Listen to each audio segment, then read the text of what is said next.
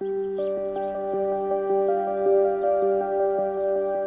has been cultivating the land for 11,000 years, and it has been 2,500 years since he has been using a plow.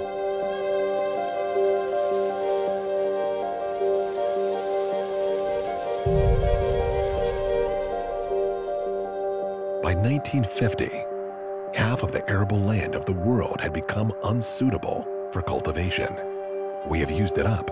The area fit for cultivation decreased, and the topsoil layer also became thinner. By 2010, we ruined another 30%. Today, only 20% of the topsoil that man has ever started to cultivate has remained still productive.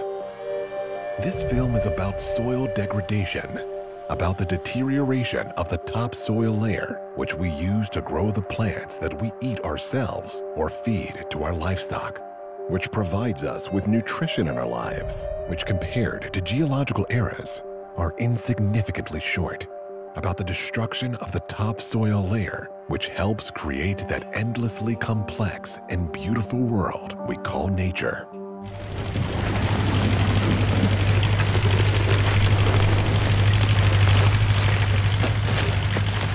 Our story is located in a small country in Central Eastern Europe, Hungary.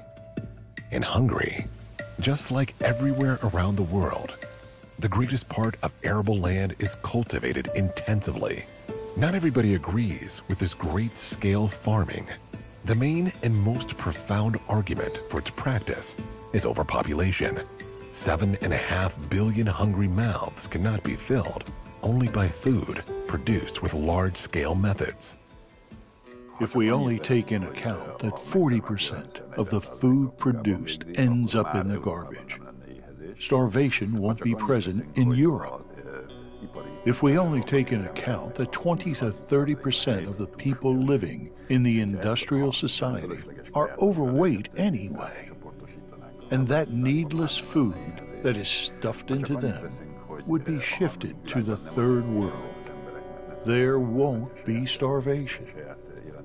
If only we take in account that people in the third world are not starving because they are not able to produce their own food, but because multinational companies take away their farmlands to produce coffee, tea, bananas, and other pleasant things for us.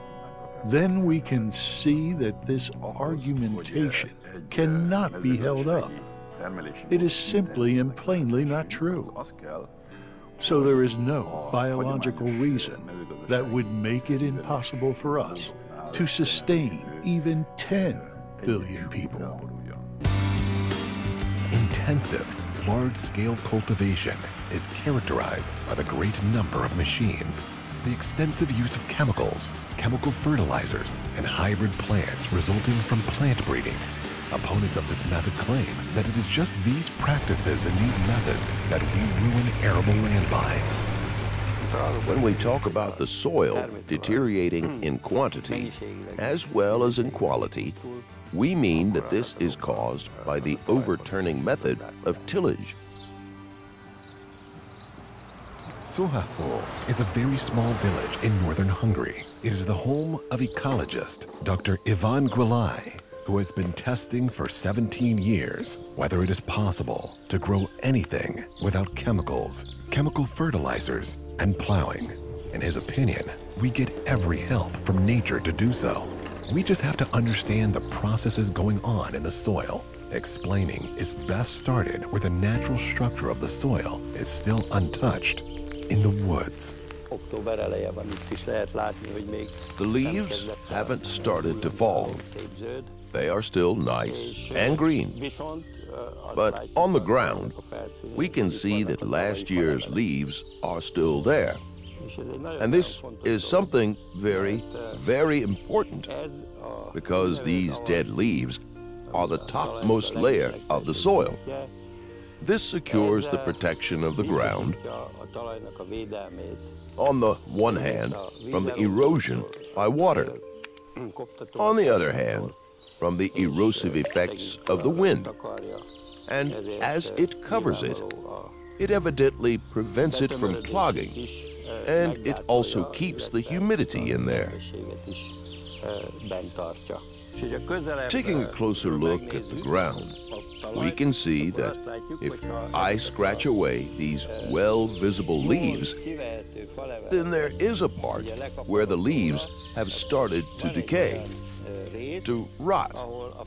So the part beneath the leaves is decaying, rotting. The top layer of the ground is made up of dead leaves. The one beneath is called leaf mold, the horizon of partly decayed organic matter. The next layer beneath is the humus. Humus is created when the decaying leaves are broken down and intermingled with the minerals in the ground by the living creatures of the soil. The more organic material is decomposed, the thicker this layer of humus gets. Soil science calls the top layer of humus the alluviation layer, because precipitation waters traveling downwards in the ground wash the nutrients to the lower, so-called accumulation zone. 90% of the life that can be found in the soil is at home in this alluvial zone. Is that the nutrients that have been amassed in the accumulation zone must be brought up from there, so that it will be available for the plant I have just planted, because it has been washed deeper. The plant can't reach it. This is the ideology for plowing and digging. I say that this is absolutely superfluous, because this work does damage. The amount of nutrients that get into the ground depends primarily on the amount of organic material that gets on the ground. This organic material can be dead leaves in the woods, the drying grass in the meadows, vegetable compost left behind in the gardens, or the remains of stalks on the fields. Then the humus content of the soil depends on how much life there is present in the ground. Life that is able to decompose this organic material and mix it with the particles of the soil. Soil life is made up of the insects, worms, fungi, and microorganisms. While plowing, the plow mixes the layers of the soil. The microorganisms that have lived on top in the oxygen-rich layer now get deeper and die off because of the lack of oxygen. On the other hand, microorganisms that have lived deeper, getting to the top layer, have access to a lot of oxygen, so they multiply rapidly. As the microbiological processes accelerate, degradation of the organic material in the soil intensifies. In this process, carbon dioxide is produced, which escapes into the atmosphere. This means that with the overturning of the soil, a great part of the soil's carbon content ends up in the air. This decreases the quality of the soil and increases the greenhouse effect. By overturning the soil, we also drive away the insects and destroy not only the earthworms themselves, but their tunnels as well.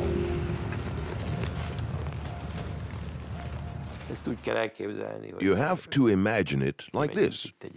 If we go to the wood and examine how much life there is on 1 hectare, and if we could extract that life one by one and weigh it on a scale, then, depending on the type of wood, we would put 15 to 35 tons of living creatures there. If we do the same in a field, that would make 2 to 4 tons. This means we have reduced the life to its 1/10. Let's take the earthworm.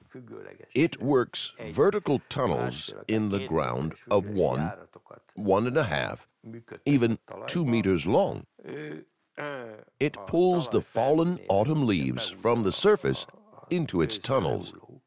It moistens the tunnels with its body fluids to make it slippery. Of this fluid, bacteria are living.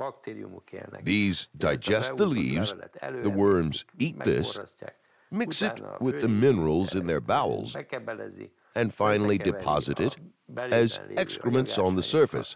In an area of 1 hectare, If there is a sufficient number of earthworms in that soil, they will deposit 40 to 40.5 tons of excrements, which has a nutrient content several times higher than the soil the worm is living in. 5-6 times as much of potassium, nitrogen, phosphorus, whatever. We not only decimate the life in the ground, we also diminish the amount of soil itself. When being overturned, the soil breaks up. It loses its crumbly texture and falls into so tiny particles that dust is created. This dust is easily carried away by the winds. Water can tackle even bigger and more solid material.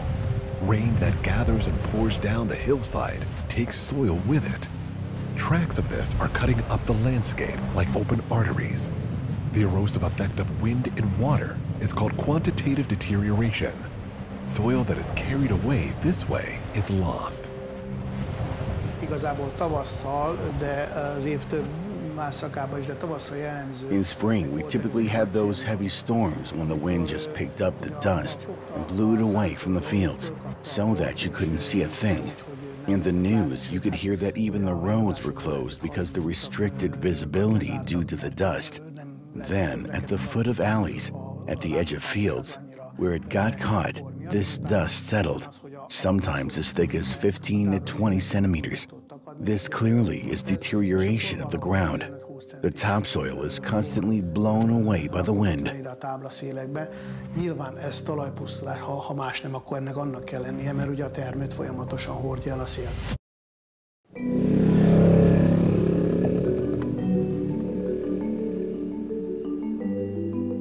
The day starts at dawn in the Postasabolsky Agrarzyrt. This agricultural company also started off once as a cooperative. Crop cultivation was practiced by large-scale methods. Gergely Zubda has been directing the entire crop-producing section since 2009. He came here in 1986. At that time, everybody believed that soil overturned by the plow was indestructible. It was typical that it used to be good for 30 years, a familiar technology that was based on tillage. We plowed up everything we could. Very often, this kind of plowing had priority over everything. By this, I mean that we plowed even under circumstances where it absolutely can't be done. Even if some people were aware of the harmful effects of this, because some people were. They knew that this was not the best solution. Still, it had to be done.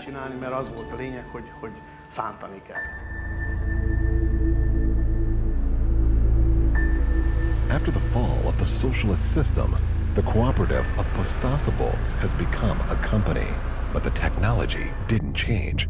When tilling the ground, plowing and harrowing were inevitable, for the crops cultivated in the nutrition came mainly from chemical fertilizers.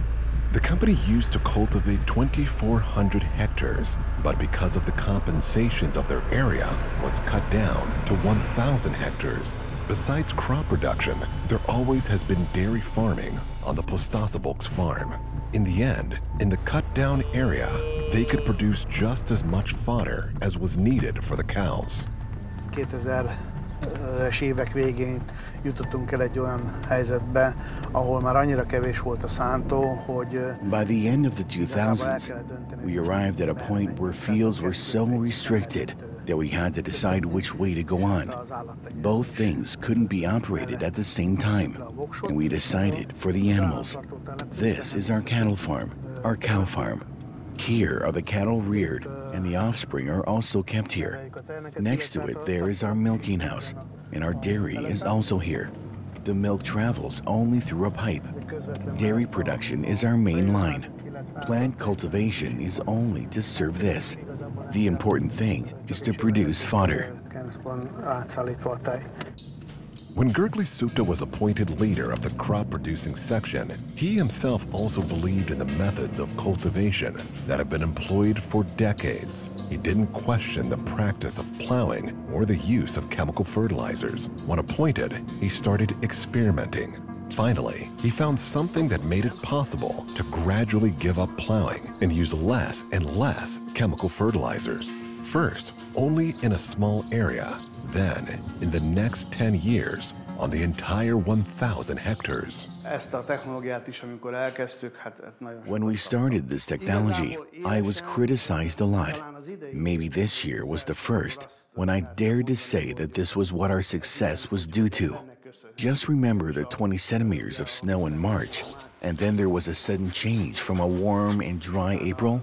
I saw an explosion-like development in our areas compared to the fields of farmers not using this technology. There are still doubts.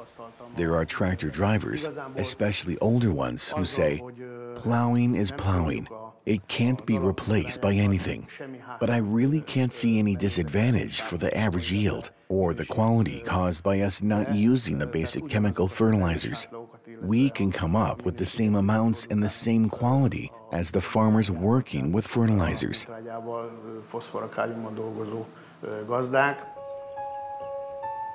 In natural systems, there exists a cycle of materials. The grazing animal leaves its excrement behind. In the meadows, the dried up grass gets back into the ground as humus. In the woods, the leaves also end up as humus until they are consumed again by the roots as nutrition. This cycle of organic material was working for some time also in agriculture. The stock remnants were used as litter for livestock. Then, mixed with the animal's excrements, it landed back on the fields. In the course of time, cattle farms became bigger and bigger, and increasingly large areas were merged. Therefore, the manure had to be transported to greater distances. It was also very circumstantial to distribute. This is what happened in Pustasaboks too. Besides building up big, stinking heaps of dung around the village, the manure clumped into lumps while being distributed. Spots in the crop showed where the soil got fertilized and where not. Unfortunately, I can't say that we put a lot of emphasis on the handling of manure. It was taken to the stackyard, placed along alleys or at the edges of the fields. It could rather be called environmental pollution than manure distribution. It was put out at and around the place it came from. And as far as I know, this was common practice in the whole country. We did see that this was not really okay, but there was no strong drive to change it. It was much easier to work with chemical fertilizers. It was more predictable. It was simpler, less time-consuming. We experienced the use of manure as a bother. Chemical fertilizers consist of materials that the plant is capable to absorb by itself. It doesn't need the help of the microorganisms living in the ground. Besides the physical deterioration, the soil was impoverished and it contained a fraction of the life it had before. This is what we call deterioration of quality. So, the plant got everything. Machines broke up the surface for it. All materials that it needed to grow were strewn on its roots. Against pests, it was protected by chemicals. There was nothing else for it to do but to grow as big as it could. By now, the soil has become a frame, a skeleton, a location, a place of growing. But the role that the soil plays, what it does in the process, this has become a secondary question. Because we have extinguished life in this soil, not all of it, but we are going there. It is the helpers that aid the plants in converting the nutritional elements in the ground into nutrition that get eliminated. And if they are not there, then we have to bring in the nutrient solutions artificially. We are trying to do it with increasingly complicated and many-sided fertilizers. It's not that we only put in nitrogen anymore. We bring in everything in a complex way. We try to imitate nature. We'll never be able to do this perfectly. What's more, this is a man-made product. To make it, resources are needed, and it creates a burden for the environment. The other way, when life helps us with it, that is free of charge. And we exchange this free service for something that we, humans produce, and that not even in a perfect way, but something that nature provides for me free of charge, does it make the GDP grow? It's a pity, but we are living in a world where everything is driven by material goods and economic growth. Evidently, the free services that nature provides, and you can't ask money for, get driven into the background, and we exchange them for those bringing about financial growth. On top of all that, let's just consider it. If we didn't commit these mistakes, then the mistakes didn't have to be corrected. It's a great business, too, isn't it? Correcting the mistakes. A lot of mistakes could be corrected free of charge. If we extract all organic material from the soil, it might be a solution not to leave it uncovered. Without covering fields are like open wounds. The wood covers the ground every year. In the fields, we uncover it several times a year. Organic material does grow there, of course, in not insignificant amounts. After harvest, the stalk remnants could be left in the area, thus providing coverage and some protection for the topsoil layer. But we take it off the fields and burn it instead. In the south of the Eastern European country, the PEX power station burns 200,000 tons of straw every year. To transport the bales to power stations is bullshit in itself, because it is some 10 kilometers from which it pays off to transport the straw. We are again talking about externalities. If we consider the wear of the road, the cost of the fuel, the driver, the vehicle, and the harvest, then all this was an exercise in futility, and we can gain much less energy from it than burning it costs, because the energy density of straw is very low.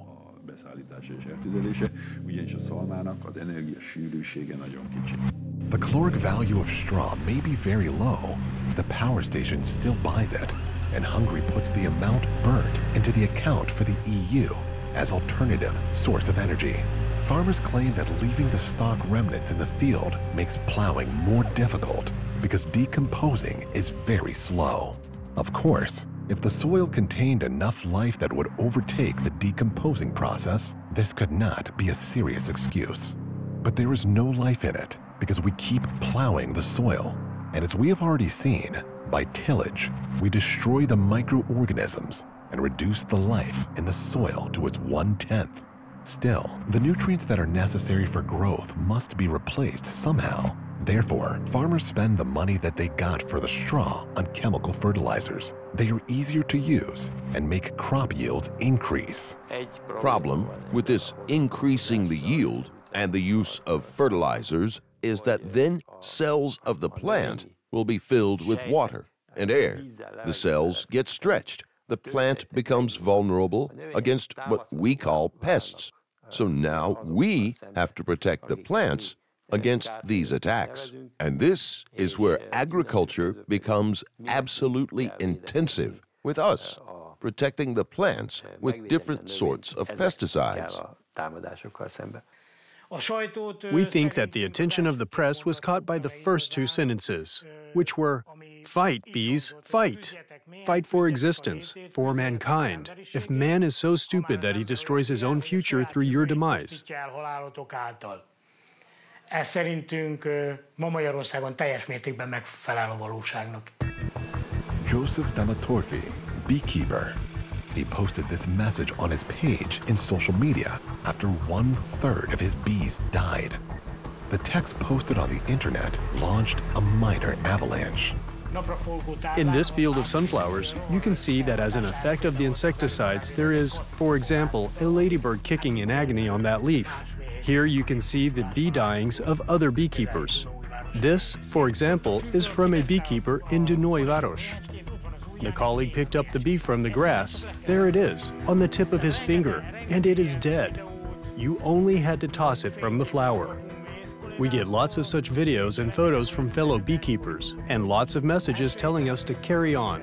Our post on Facebook was viewed by 1,300,000 people in the first week. Here is news that the Ministry of Agriculture consulted the beekeepers because of the huge media response. In the second week, the number of viewings rose to 2,300,000.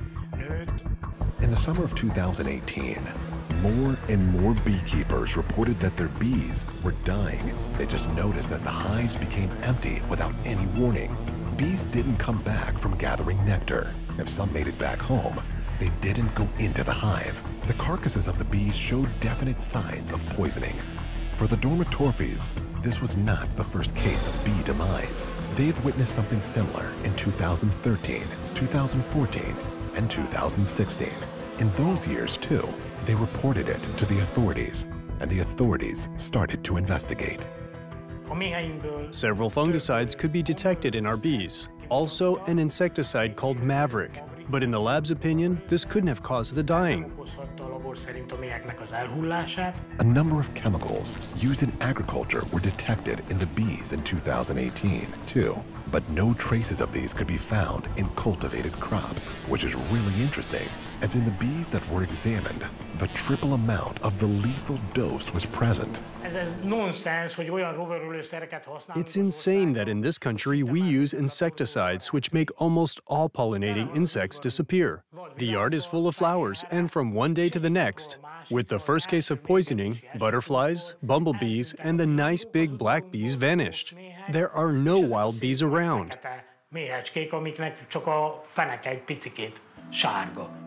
In the fields, chemical residues do not decompose. They remain in the plants and the crop's soil.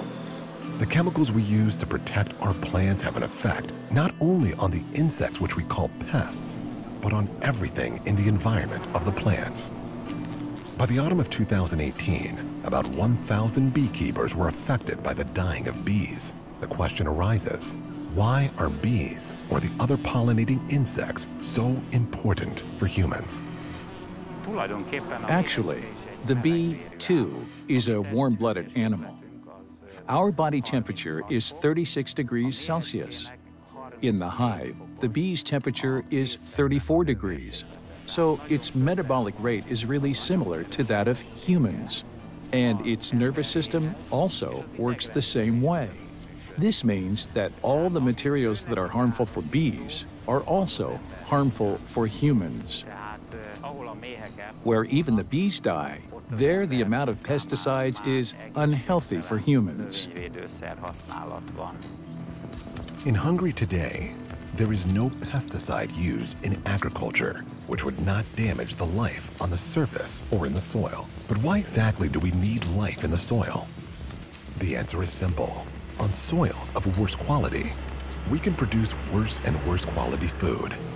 And bad quality food results in insufficient nutrition, in illnesses, and in a decline of the quality of life.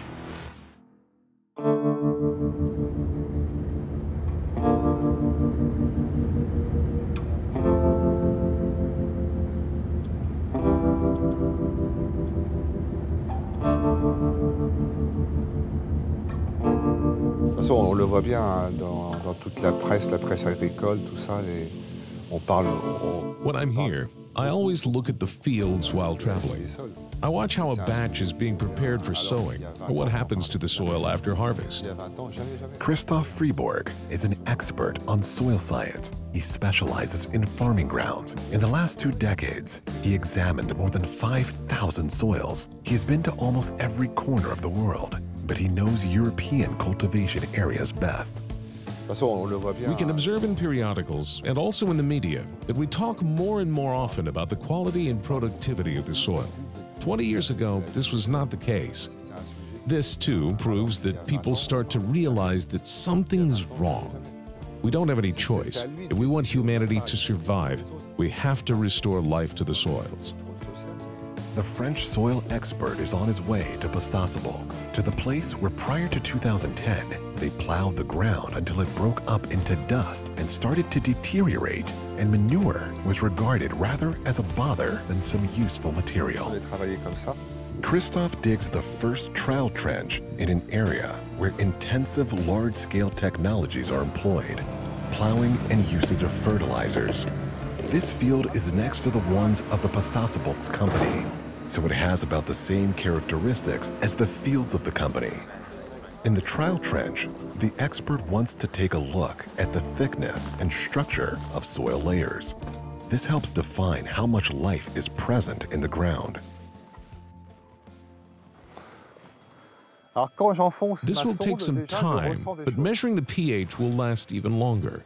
This will take some time, but measuring the pH will last even longer. At 25 centimeters, it's 11 degrees. At 50 centimeters, it's 12.9. In the summer, when it's warm, the temperature of the ground rises much less than that of the air outside it. This is because if there is abundant life in the soil, then its humus content is high, and humus holds water. It's because of the water that the temperature of the ground doesn't get much higher. We can deduce that by plowing, a significant plow soil was formed. It can be well seen that only a very small amount of life is present in this soil. This is also shown by the layers of soil not having color transition, because the living creatures don't mix the particles of the soil. The area is expressly dry. This points to the humus content being low. This way, the soil doesn't function as a sponge. It releases humidity quickly. On the root remains, there are fusarium-type fungi. The degradation of organic material is not perfect. That's why these pathogenic fungi can appear. In winter, when more precipitation will fall, these fungi will multiply. If after maize wheat is sown here, chances are high that fusariosis will increasingly occur in the wheat. If the soil isn't airy enough, then we're rearing pathogenic microbes. If there's no air in the soil, all life comes to a halt. The state seen in the trial trench is a result of intensive, large-scale cultivation. The orderliness observed in the fields is in fact hiding destruction. 8 years ago, the fields of the Pustasabolts company were in a similar state. But in 2010, Gergely Supta found a solution by which they gradually gave up plowing in the entire area of the farm. This is the stuff we are talking about. This is a powder-like material which is ground compost with clay and pulverized limestone. Örlemény, illetve agyag, valamint mészkőpor. This powder contains spores of fungi and other natural matter, which, when having access to humidity, start multiplying and they digest manure. The manure that until now has been a stinky affair, hard to distribute, especially evenly, now has become a soil-like material. Here we have the absolutely unripe fresh dung. Here there is this reddish dissolving. The fungi are starting to transform it. The spores are visible.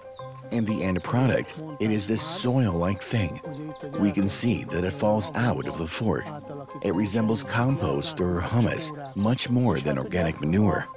Végtermék is, ugye ez a földszerű, tehát lehet látni, hogy a villából kihullik, tehát inkább jobban hasonlít egy komposzthoz, humuszhoz, mint a szerves trágyához. Manure decomposed to a soil-like matter, so distributing it evenly on the fields became easier. Treating the manure also had another great advantage. Up to now, untreated organic manure had to be plowed into the ground. Otherwise, it would dry out, and that way it couldn't be upcycled into the soil. Now, the treated manure doesn't need to be plowed into the ground, so the soil is not turned over needlessly. Organic material that was taken from the fields was mixed with animal manure and got back to its starting place year after year. The cycle of organic material that was interrupted earlier now started to restore itself. Parallel to putting back organic material, plowing and other ways of tillage were gradually given up in the Pustasabolts farm. It's by now that the confidence that we are on the right track and we can work as profitably as with the use of traditional technology started to settle in my brain. This was the first spring when I dared to say that I could see the results of the new technology at the seeding emergence of maize, which is due to this. Keeping the same yields, we can produce healthier crops than we did with the traditional technologies. But how lasting is this change? Is this just a momentarily strengthening of the fractionalized soil life, or is this some kind of a more permanent change? These are the questions that the French soil scientist seeks the answers to.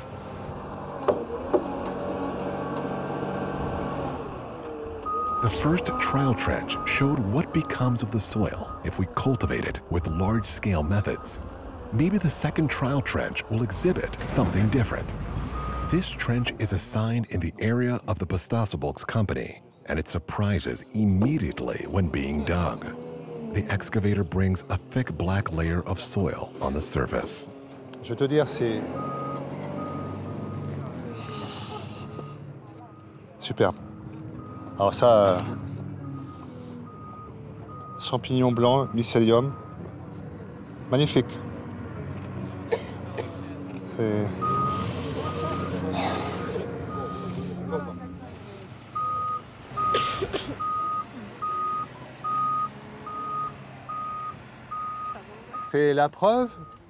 This golden color on my hand, this is caused by aluminum silicate. This proves that the air has infiltrated the deeper layers. This topsoil layer wasn't formed in one single year. It's developed gradually. This was caused by the life in the ground. On top of all that, in such soils, a lot of carbon can be found. What I mentioned at the previous trench is defect. All that has been created here. We can practically see everything. We can see an 80% thicker layer of topsoil. It's important that the layers are hard to distinguish. This is because the ground-dwelling organisms are mixing the particles of the soil. The soil profile is interwoven with fungi, which clearly proves the presence of oxygen. Twice as many earthworm tunnels can be found. This soil is aerated much better. It contains much more life, and its humus content is also several times that of the other one. This soil is healthy. In the lower layer, the traces of the roots of the previous crop, maize, can be seen. It's important that it's only traces. The roots themselves are no more to be found in this layer of the soil. This proves that even this deep layer is abundantly provided with oxygen. If it weren't, there were no biological activity, the roots won't have degraded. We would have found their remnants just like in the previous trench. The most spectacular thing is the clearly visible dark strip. This shows how much thicker the layer of soil is. In large-scale, intensive farming tilling, the use of fertilizers and chemicals reduced the soil layer to less than 20 centimeters and decimated the life in the soil. In Hungary, farmers say that even these fields have good soil because the planned yield of crop can be produced on them. Being curious about other existing methods is a rarity. The Pastazabulks company has only changed a part of the intensive methods. Putting the organic manure back to the area of cultivation wouldn't have caused the soil layer to get this thick in 8 years. To achieve this, it was necessary for the soil not to be disturbed by plowing or other ways of tillage. Unlike chemical fertilizers, the nutrients that got into the ground remain ready to be absorbed for a long time. The plants create a symbiosis with the creatures living in the ground, and they manage the stock of nutrients in the soil according to their own needs and functioning. The change was triggered basically not by the change of the technology, but by the change in the attitude. The previous practice was questioned, but the company still uses chemicals, and fields often remain uncovered. But what if we question this entire technology? If we don't create a new method, but adapt to an already existing one? This existing system could as well be nature itself.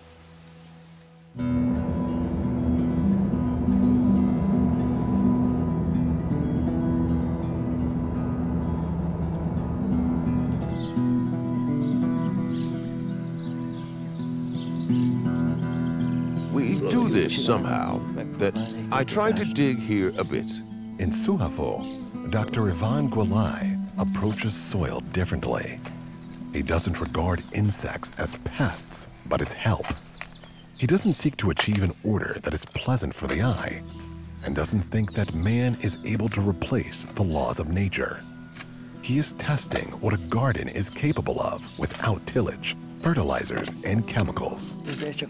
Here, I just want to show you what this garden was like before I started 17 years ago. This is clay and pebbles, practically skeletal soil.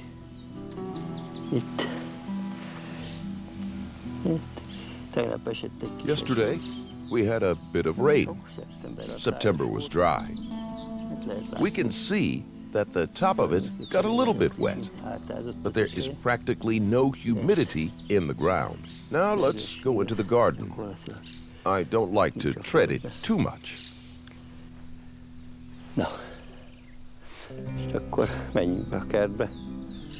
Dr. Ivan Gwilai uses deep mulch gardening. This method doesn't offer a solution for everything. It cannot be employed under crop field conditions, but it is a good example to show how an ecological system works if we want to use it for producing. Ide nem kell ásó. Ide nem kell ásó. Szalma maradvány, vagy zöld növény. We don't need a spade here. This remains of straw. Greenery and organic material corresponds to the fallen leaves layer in the woods.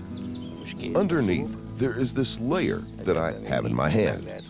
Here you can identify the rotting plants of the above layer still present. And what comes next is the fertile topsoil. The plants we grow in our garden have their roots down here. And compared to the previous one, we can see that there is life in it.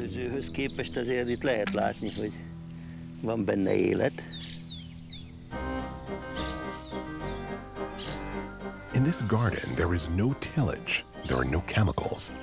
Farmyard manure, straw, and the plants that grew here make up the cover for the ground, and the cycle of organic matter is maintained.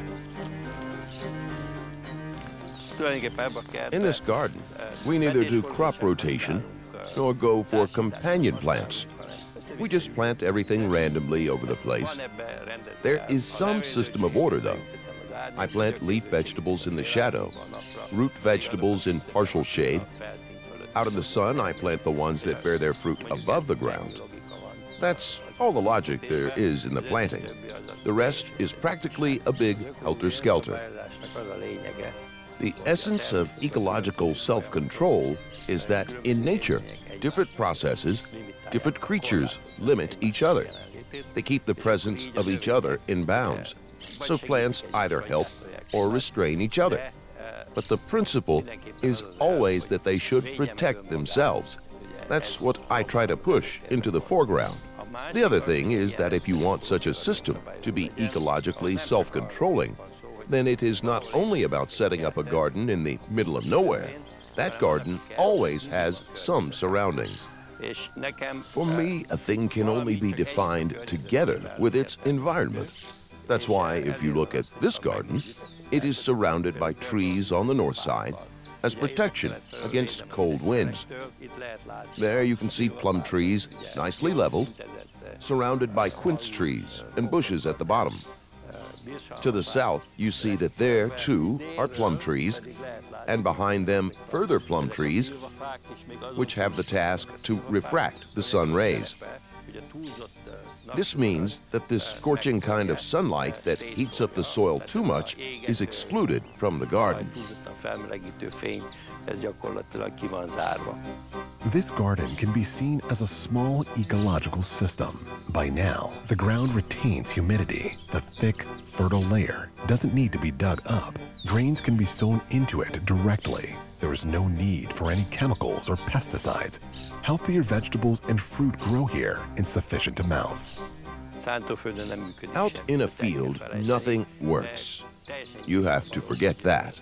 It's absolutely clear that 50 and 100 and several hundred hectares of only grain-producing fields cannot function as a system without their areas being interrupted by rows of trees, small natural plant communities, and patches of wetlands.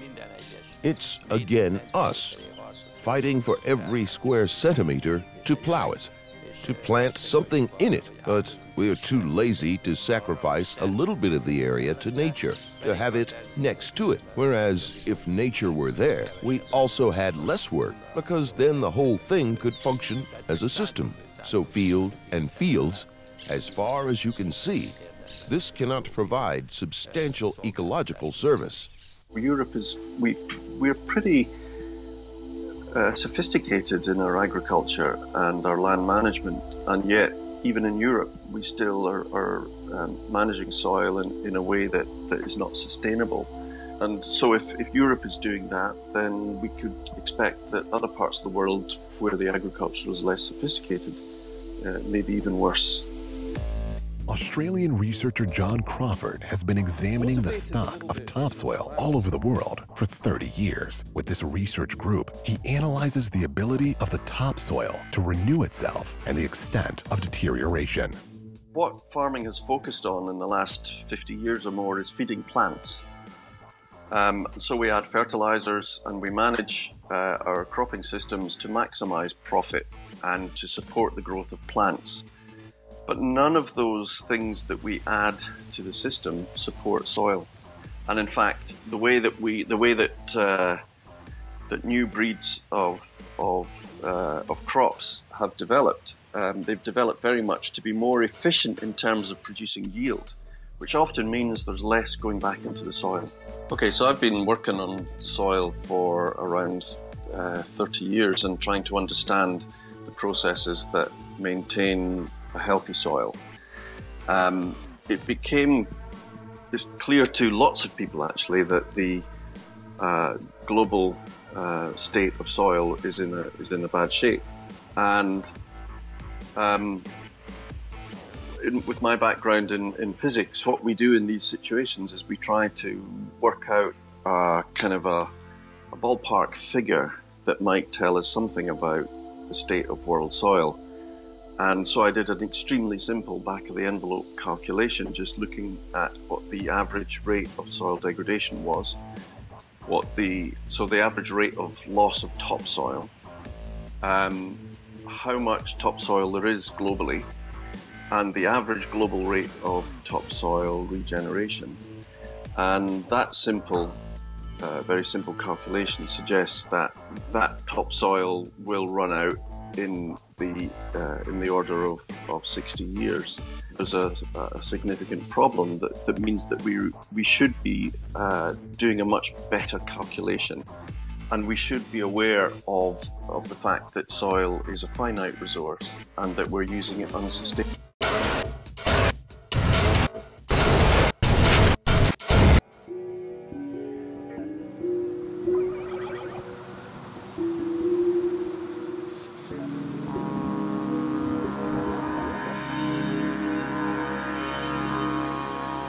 Agricultural systems are in fact ecological systems, controlled by laws of nature and the work as complex units where everything is connected to everything else.